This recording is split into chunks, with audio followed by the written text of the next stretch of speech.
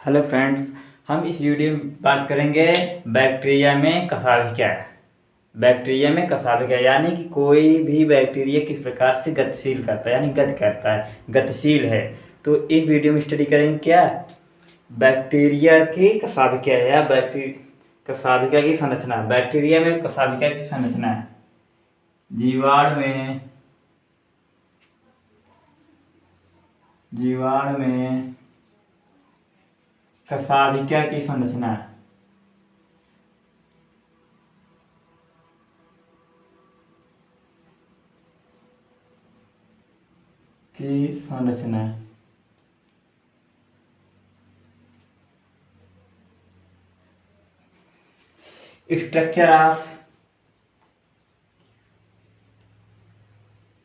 Structure of flagellum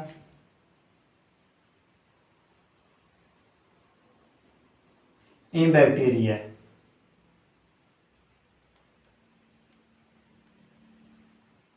तो हमें क्या करेंगे स्टडी अब जीवाणु में कसाभिका की संरचना, structure of flagellum in bacteria. तो हम देखते हैं क्या प्रत्येक जीवाणु में कसाभिका होती है। प्रत्येक जीवाणु में कसाभिकाएं पाई जाती हैं जिनकी लंबाई 4 से 5 माइक्रोन 4 से 5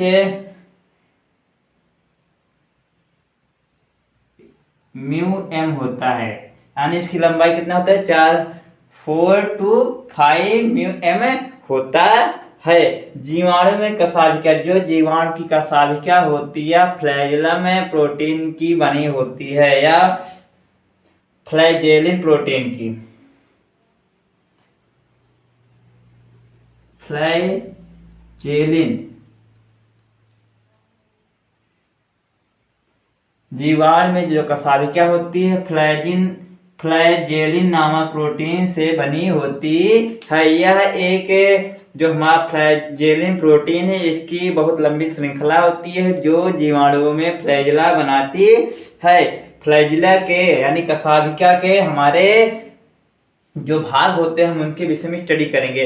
फ्लैजेला में 3 प्रमुख भाग होते हैं। जो हमारा फ्लैजेला होता है बैक्टीरिया में, इसके 3 प्रमुख भाग होते हैं। तो नंबर हमारा क्या है, पहले basal body. Basal body Hindi में कहते हैं आधार कणिका।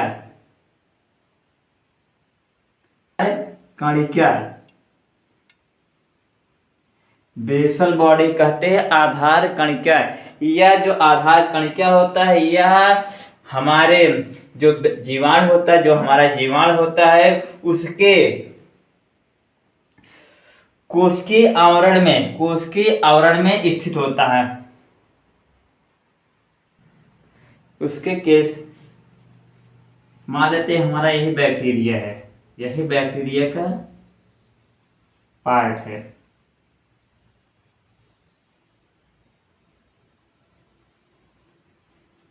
उसके अंदर क्या हमारी ये फ्लैजेला निकली हुई है, हमारा फ्लैजेला निकला हुआ है इधर से।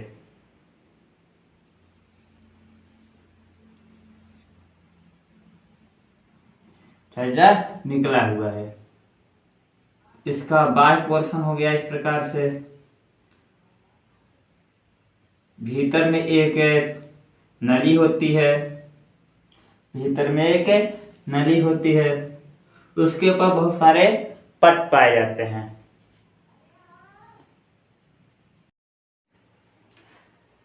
हमारा जीवाणु की कसाभिका का बेसल बॉडी जो है, आधार कणिका। बेसल बॉडी को बोलते हैं आधार कणिका। बेसल बॉडी 3 प्रमुख भाग होते हैं। नंबर 1 आधार कणिका, इसे हम बेसल बॉडी भी कहते हैं। और दूसरा बोलते हैं, जो कहते हैं हुक। इसका नाम क्या है, हुक है। और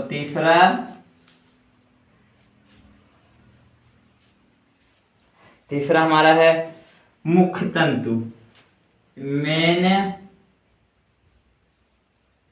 इसको कहते हैं मेन फिलामेंट।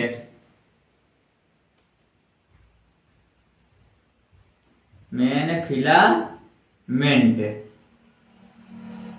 तो हमारा कशाभिका क्या है? कशाभिका के 3 प्रमुख भाग हैं, बेसल बॉडी, हुक और मेन फिलामेंट। बेसल बॉडी कहते हैं, आधार कणिका कहते हैं, इसको हुक कहते हैं, इसे मुख्य तंतु कहते हैं। जो हमारा बेसल बॉडी है यह सबसे जटिल कशाभिका का यह सबसे जटिल भाग है। बेसल बॉडी जो है कशाभिका का सबसे जटिल भाग होता है, जो कोशिका आवरण में प्रवेश करता है, जो कोशिका आवरण में प्रवेश करता है। इसका केंद्रीय भाग एक तंत्र की तरह होता है और इसके ऊपर 4 वलयाकार पट्ट पाए जाते हैं। इसके ऊपर 4 वलयाकार पाए जाते हैं, 4 वलयाकार पट्ट होते हैं इस प्रकार से। बेसल बॉडी कशाभिका का यानी कह सकते हैं बेसल बॉडी जो होता है, आधार कणिका जो होता है, यह कशाभिका का सबसे जटिल भाग होता है। इसका बीच में एक पतला नलिका का या तंत्र जैसे संरचना होती है, आधार में यानी कि क्या कोशिका के आवरण में प्रवेश करती है और यह 4 वलयाकार पट्टों से घिरा होता है। इसे हम कहते हैं क्या, यही हमारा क्या है, बेसल बॉडी है।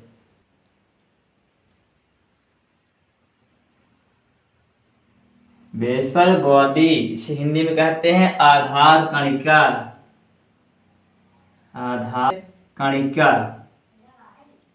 आधार कणिका। अब देखते हैं हम हुक क्या है।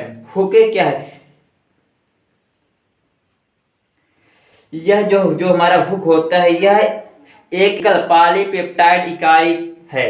जो हमारा हुक होता है यह एकल पॉलीपेप्टाइड इकाई है, जो कुछ घूमी तथा मुख्य तंत्र से अधिक व्यास की होती है। जो हमारा ये हुक है, यह कुछ अधिक भाग होता है, इसका अधिक भाग होता है। इसके पीछे हमारा हुक है, इसका व्यास बेसल बॉडी से अधिक होता है, इसका व्यास बेसल बॉडी से अधिक होता है।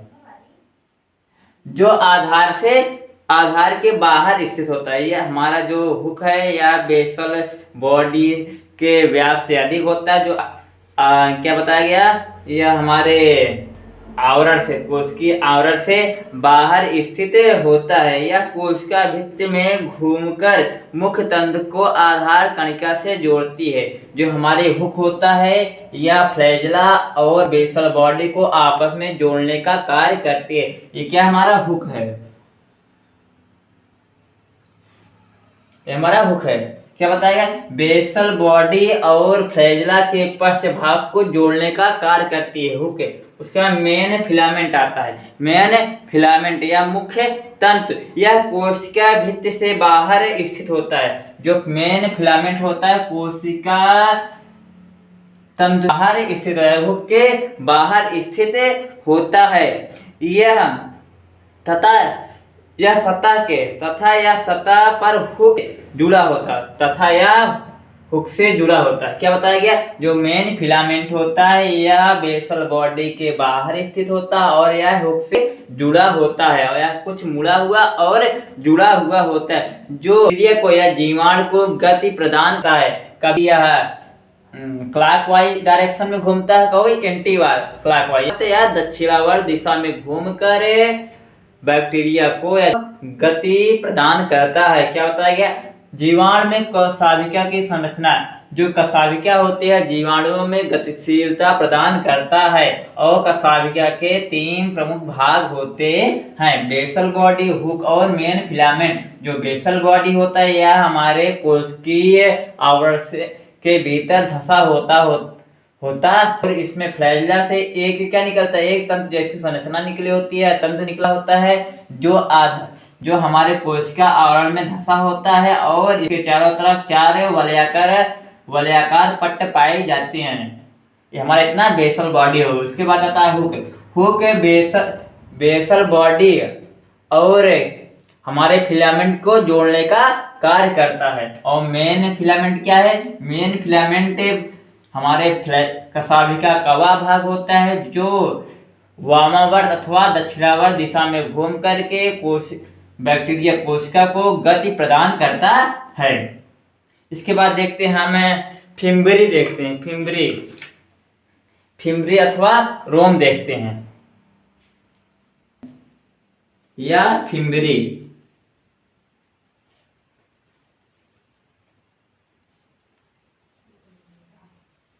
रोम या फिम्बरी।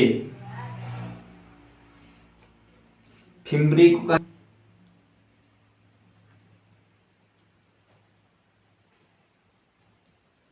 फिम्बरी हो गया। रोम कहते हैं पीली, इसे पीली बोलते हैं। रोम या फिम्बरी, पीली और हमारा फिम्बरी, इसको हम देखते हैं। कुछ जीवाणुओं में फिम्बरी पाया जाता है, कुछ जीवाणुओं में फिम्बरी या रोम।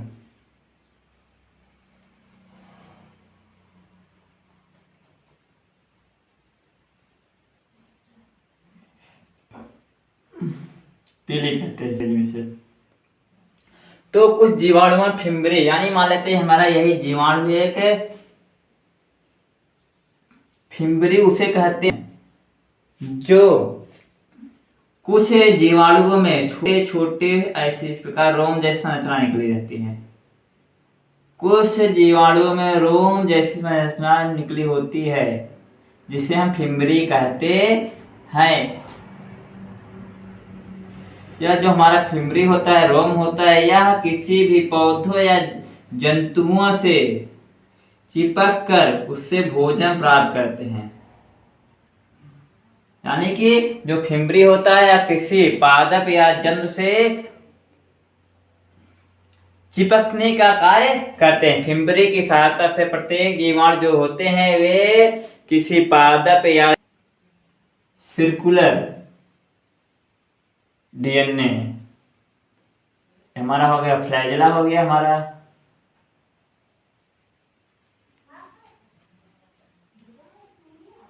और हमारा क्या है, ये हमारा पीली हो गया।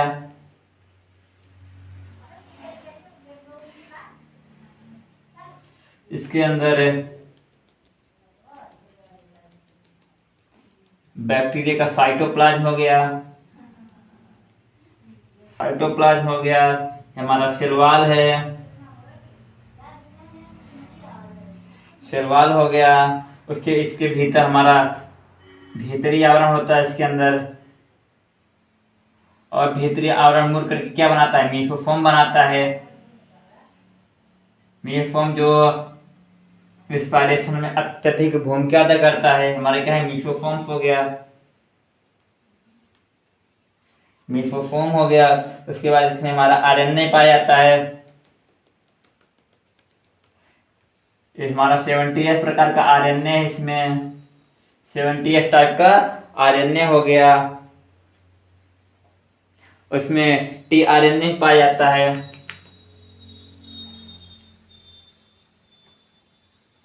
टीआरएनए भी होता है और इसमें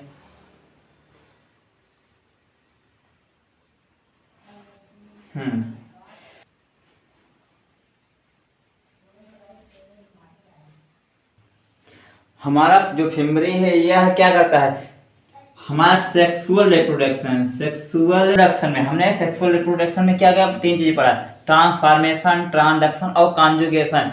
हमारा जो रोम या फिम्बरी होते हैं या कॉन्जुगेशन की प्रक्रिया को संपन्न करते हैं। इसमें क्या होता है, दो बैक्टीरिया आपन फिजिकल कांटेक्ट बनाते हैं। फिजिकल कांटेक्ट बनाने के बाद ये क्या करते हैं, एक कॉन्जुगेशन ट्यूब बनाते हैं जिसके कारण ये क्या, इनका जेनेटिक मटेरियल एक दूसरे के अंदर चला जाता है और यह और ग्राम पॉजिटिव और ग्राम नेगेटिव बैक्टीरिया देखते हैं। यानी कुछ बैक्टीरिया ऐसे होते हैं ग्राम पॉजिटिव और gram negative,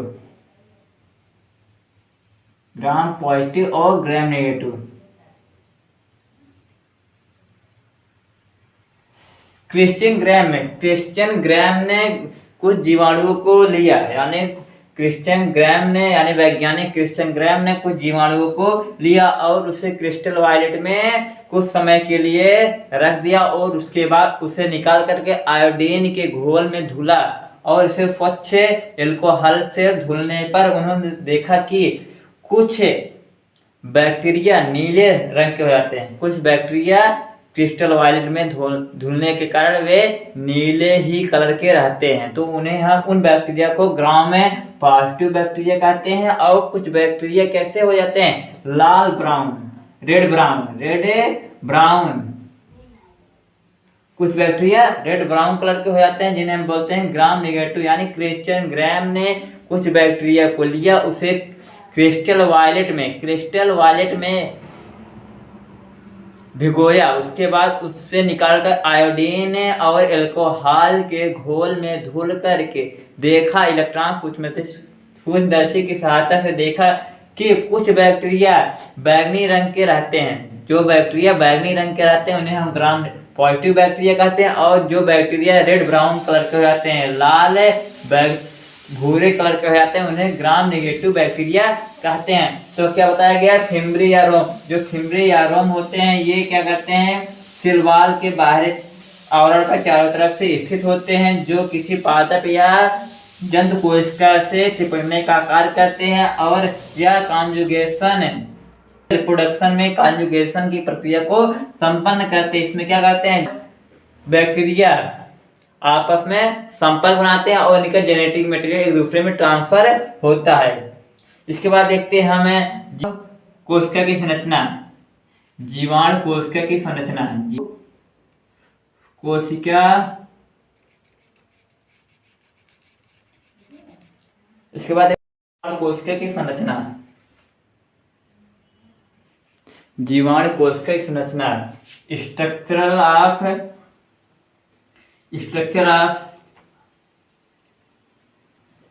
of bacterial cell. जीवाणु कोशिका की संरचना। सबसे पहले जब जीवाणु की खोज की गई थी तो उस समय अच्छे किस्म के फूंदर्शी का आविष्कार नहीं हुआ था। तो उस समय जो हमारी कोशिकाएं हैं यानी जीवाणु कोशिकाएं हैं उसका अच्छे प्रकार से अध्ययन नहीं कर पाया गया। तो कुछ समय बाद हमारे वैज्ञानिकों ने phase contrast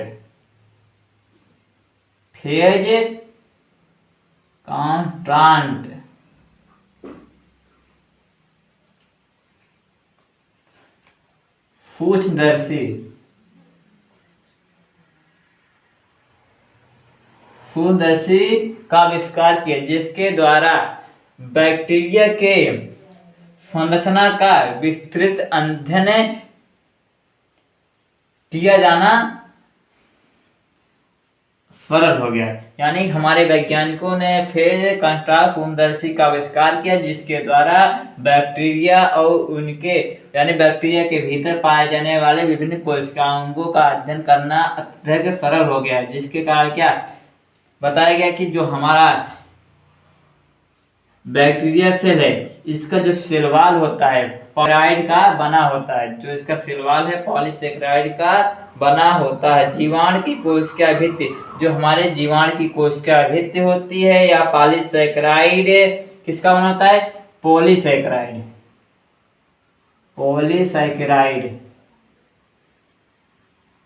and lipid and protein.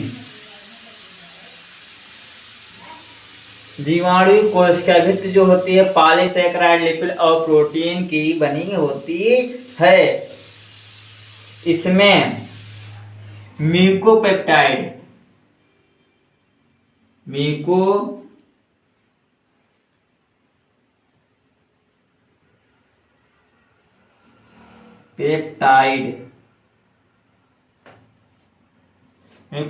या पेप्टाइडो ग्लाइकन्स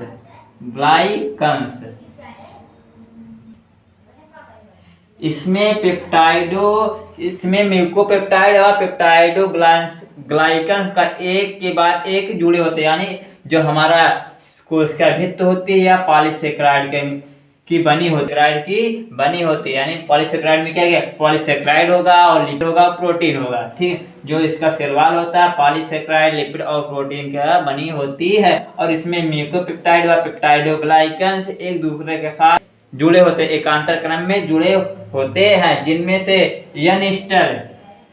से हमारा म्यूकोपेप्टाइड 2 होते हैं। म्यूकोपेप्टाइड कौन 2 होते हैं? N acetyl, N acetyl, glucosamine.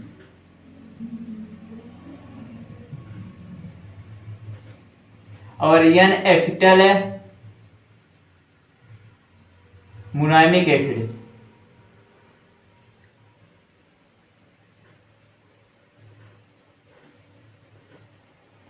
जो हमारा पेप्टाइडोग्लाइकन होता है, इसके यह 2 चीजें से मिलकर बना होता है, यानी एकोसामिन और यानी एस्टल मुरामिक एसिड से मिलकर बना होता है। इसके साथ साथ कोशिका भित्त, जो कोशिका भित्त होती है, इसमें क्या होते हैं?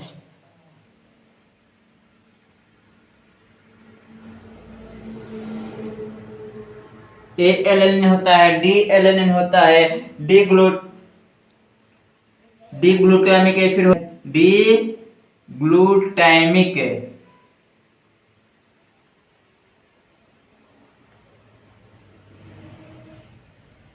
क्या बताया गया? जो पॉलीपेप्टाइड होते हैं और लिपिड होते हैं और प्रोटीन, ये क्या करते हैं? कोशिका भित्त का निर्माण करते हैं। और साथ ही साथ पेप्टाइडोग्लाइकन जो होता है, इसमें 2 होते हैं, एन एस्टर ग्लूकोसामिन या एन एस्टर मुरामिक एसिड। ये क्या करते हैं? इसका हमारा सेल में मदद करते हैं। और इसके साथ साथ ही एलेनिन और डी एलेनिन और डी ग्लूटामिक एसिड जो होता है, यह क्या करता है? हमारा कोशिका भित्त बनाने में बहुत महत्वपूर्ण भूमिका अदा करता है, निभाता है। कुछ जीवाणुओं में ये जो होता है सेल वॉल होता है, कोशिका भित्त होती है या काइटिन की बनी होती है। कुछ जीवाणुओं में जो हमारा सेल वॉल होता है वह काइटिन की बनी होती है, और कुछ जीवाणुओं में या सेलुलोज की बनी होती है। कुछ जीवाणुओं में या सेलुलोज में की बनी होती है। इस भित्त के चारों तरफ अवंपक की बनी होती की परत चौड़ी, यानी कि जो इसके चारों तरफ सेलुलोज की परत होती है। क्या बताया गया?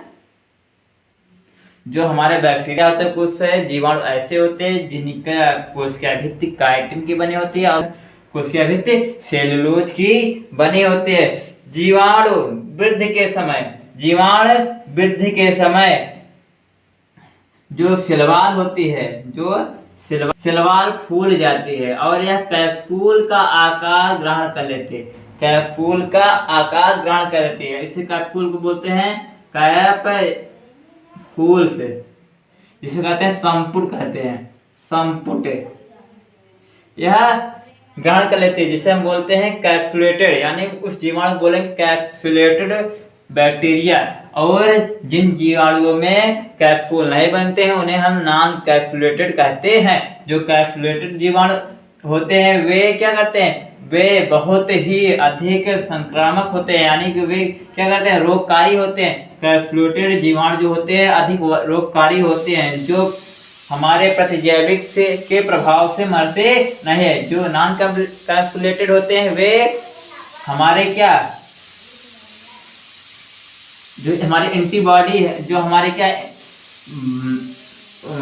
जो औषधियाँ बनाई जाती हैं उनके द्वारा ये नष्ट की जा सकती है। यानी कैप्सुलेटेड जो बैक्टीरिया जो होते हैं वे अधिक संक्रामक होते हैं या अधिक घातक होते हैं, और नॉन कैप्सुलेटेड जो होते हैं वे अधिक संक्रामक नहीं होते, यानी वे जो हमारा बनाया गया पेनिसिलिन बनाया गया उसके प्रभाव से नष्ट हो जाते हैं। और इनका डीएनए जो होता है डबल स्टैंडर्ड सर्कुलर डीएनए होता है। इसके भीतर जो होता है डीएनए होता है या सब डबल स्टैंडर्ड सर्कुलर डीएनए पाया जाता है।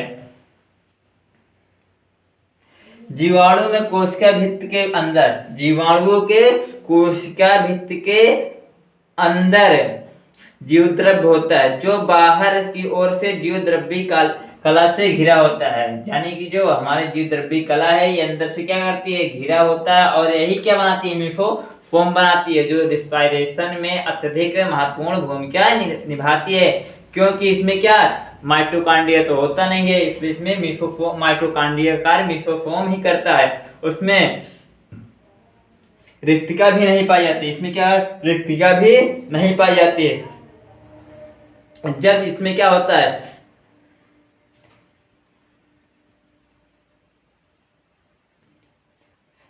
जब इसका परिपक्वन होने लगता है, जब इसका यंग अवस्था होने लगती है, तो क्या करता है, ये कोशिका बड़ी हो जाती है और इसका साइटोप्लाज्म जो होता है वह स्थिर बना रहता है। जब कोशिका बड़ी हो, क्या अधिक एयर की मात्रा होगी जो जाकर के एक थैलीनुमा संरचना बना लेती है, और इसके बाद यह रिक्तिका का निर्माण कर है।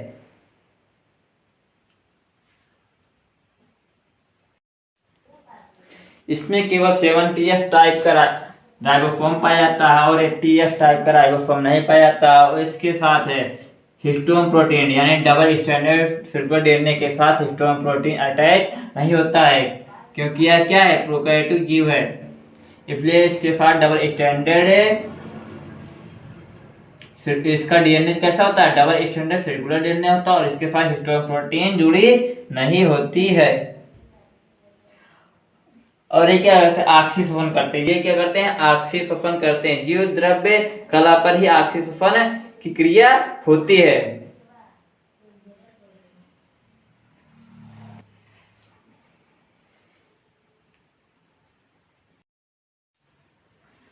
बैक्टीरिया में भोजन ग्लाइकोजन के रूप में संचित होता है। बैक्टीरिया में जो भोजन होता है ग्लाइकोजन, उसके बाद होता है वॉल्यूटिन कण। जो बैक्टीरिया होता है, हमारे बैक्टीरिया में भोजन जो होता है ग्लाइकोजन, वसा और वॉल्यूटिन कण के रूप में संचित होता है। तो हम इस वीडियो में स्टडी क्या किए, हमने पढ़ा क्या, फ्लैजिला की संरचना पढ़ा कि उसमें फ्लैजिला क्या होता है। फ्लैजिला वह संरचना है जिसके कारण कोई भी जीवाणु क्या करता है, गतिशील करता है या गति करता है। और फ्लैजिला के 3 प्रमुख भाग होते हैं, कौन कौन, एक बेसल बॉडी बताई गई, एक हुक बताया गया, और बताया गया मेन फिलामेंट है। बेसल बॉडी जो होती है वह हमारे बैक्टीरिया के सेल भीतर धंसी हुई होती है, और इसके भीतर क्या एक नली जैसी संरचना होती है जिसके ऊपर 4 वर्गाकार पट्ट होते हैं जिसे हम बेसल बॉडी कहते हैं। उसके बाद हुक बताया गया, हुक क्या है, बेसल बॉडी और मेन फिलामेंट को जोड़ने का कार्य करता है हुक। उसके बाद हमारा आ गया क्या, मेन फिलामेंट क्या करता है, वह घूम करके वामवर्त अथवा दक्षिणावर्त दिशा में घूम करके बैक्टीरिया को दिशा प्रदान करता है, गति प्रदान करता है। उसके बाद हमने पढ़ा क्या, पिलाई या फिम्बरी पढ़ा। पिलाई क्या है, कुछ बैक्टीरिया के ऊपर क्या पाया जाता है, रोम जैसी संरचनाएं पाई जाती है जिसे हम पिलाई कहते हैं। यह पौधे तथा जंतुओं के शरीर पर चिपकने का कार्य करते हैं। उसके बाद पढ़ा गया जीवाणु कोशिका की संरचना, बताया गया जीवाणु कोशिका का जो कोशिका भित्ति होती है यह पेप्टाइडोग्लाइकन से मिलकर पॉलीसेकेराइड लिपिड और प्रोटीन से मिलकर के बना होता है, जिसमें से पेप्टाइड या पेप्टाइडकन्स होते हैं। पेप्टाइडोग्लाइकन में कौन कौन, एस्टर ग्लूकोसामिन एसिड और एस्टर मुर्मामिक एसिड होता है। और इसके साथ साथ में एलेनिन और डी ग्लूटामिक एसिड महत्वपूर्ण भूमिका अदा करते हैं। क्या, सेल मेम्ब्रेन यानी इसका बाहरी आवरण बनाने, कोशिका भित्ति का आवरण बनाने में महत्वपूर्ण भूमिका अदा करते हैं। जीवाणु का कोशिका भित्ति बनाने में महत्वपूर्ण भूमिका निभाते हैं। और उसके अंदर क्या, डबल स्टैंडर्ड सर्कुलर डीएनए पाया जाता है। इसके पास हिस्टोन प्रोटीन अटैच नहीं होता है। हमारा क्या है, मीसोफोम से जो क्या करता है, या माइटोकॉन्ड्रिया की तरह श्वसन का कार्य करते हैं। जो इसमें हमारा होता है भोजन, बैक्टीरिया में भोजन किसके, ग्लाइकोजन, वसा और ग्लूटेनिक कण के रूप में संचित होता है। उसके बाद इसमें केवल इस प्रकार का राइबोसोम पाया जाता है। और बताया गया कि जब हमारी बैक्टीरिया कोशिकाएं फूल जाती हैं, परिपक्व हो जाती हैं, वयस्क हो जाती हैं, तो ये फूल जाते हैं, इनका आवरण फूल जाता है, जिससे हम वह कैप्सूल बना लेते हैं, एक संपुट बना लेते हैं, जिससे हम बोलते हैं कैप्सूल कहते हैं, और जिन बैक्टीरिया के ऊपर कैप्सूल नहीं पाया जाता उन्हें हमें नॉन कैप्सुलेटेड जीवाणु या नॉन कैप्सुलेटेड बैक्टीरिया कहते हैं, और जिन जीवाणु के ऊपर कैप्सूल पाया जाता है उसे हम कैप्सुलेटेड बैक्टीरिया कहते हैं। जो कैप्सुलेटेड बैक्टीरिया होते हैं वे क्या करते हैं, वे हमारे अधिक घातक होते हैं, वे रोगकारी होते हैं, वे अधिक रोग फैलाते हैं और या पेनिसिलिन के प्रभाव से नष्ट नहीं होते हैं। जो नॉन कैप्सुलेटेड बैक्टीरिया होते हैं वे पेनिसिलिन के प्रभाव से नष्ट हो जाते हैं और या कम रोगकारी। उसके बताया गया कि क्रिश्चियन ग्राम, वैज्ञानिक क्रिश्चियन ग्राम ने पॉजिटिव बैक्टीरिया बताया और ग्राम नेगेटिव बैक्टीरिया बताया। उन्होंने क्रिश्चियन ग्राम ने क्या किया, कुछ जीवाणु को लिया, उससे क्रिस्टल वायलेट में ये ग्राम नेगेटिव बैक्टीरिया है। ग्राम पॉजिटिव बैक्टीरिया जो होते हैं वे पेनिसिलिन के प्रभाव से नष्ट नहीं होते हैं और जो ग्राम नेगेटिव बैक्टीरिया वे पेनिसिलिन के प्रभाव से नष्ट हो जाते हैं, ये कम रोगकारी होते हैं। तो हम अगले वीडियो में बताएंगे क्या किसी अलग टॉपिक को लेकर चलेंगे। तो हमारा अगला टॉपिक होगा कि जीवाणुओं में पोषण, जीवाणु में पोषण। तो अगले वीडियो करेंगे जीवाणुओं में पोषण,